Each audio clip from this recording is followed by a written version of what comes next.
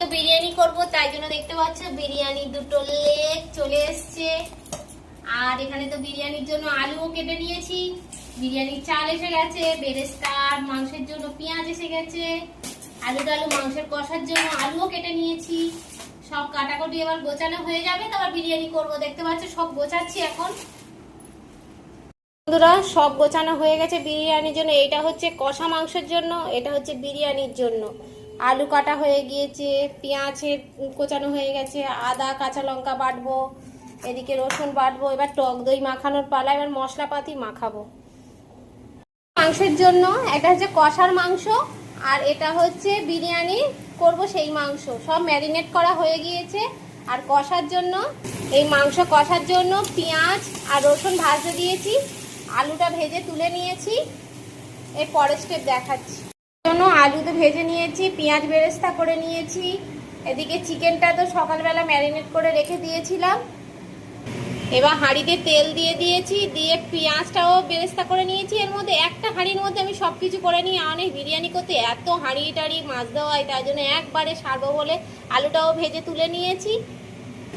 আর চালটা 50% সিদ্ধ করব বলে এর মধ্যে জল দিয়েছি, দিয়ে লবণ দিয়েছি, তেল দিয়েছি। আর এই পুটুলির মধ্যে সব মশলাগুলো দিয়েছি।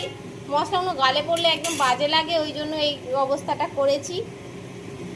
আর এই চালটা ভেজানো আছে, 1 ঘন্টা হয়ে গিয়েছে। এবার জলটা গরম হয়ে গেছে, দিয়ে দেব। চিকেন কষা চলছে, দেখতে পাচ্ছ কি সুন্দর কালার এসছে, আর দেখতেও সুন্দর, কালারটা সুন্দর এসছে। এবার এর মধ্যে আলুগুলো দিয়ে দেব, দিয়ে আলুটা সেটা আমি যেহেতু একটা হাঁড়ির মধ্যে সব একসঙ্গেই করব। তো কষানো হয়ে গিয়েছে, দেখতে পাচ্ছ মাংস কষানো হয়ে গিয়েছে। এদিকে বিরিয়ানির চালও সিদ্ধ হয়ে গেছে। এবার একেবারে ডাইরেক্ট এতে তুলে দেব। বিরিয়ানি সাজানো হয়ে গিয়েছে, দেখতে পাচ্ছ সব দিয়ে দিয়েছি। এবার আটাও চারিদিকে লাগিয়ে দিয়েছি। এবারে চাপা দেব, 25 মিনিটের জন্য চাপা দিয়ে রেখে দেবো। আর 10 মিনিট এমনি ভাপে রেখে দেবো, গ্যাস অফ করে। হয়ে গিয়েছে, দেখতে পাচ্ছ বিরিয়ানি হয়ে গিয়েছে। আবার 10 মিনিট এমনি ভাপে রেখেছিলাম গ্যাস অফ করে। এবার খুলছি, দেখি কেমন হয়েছে।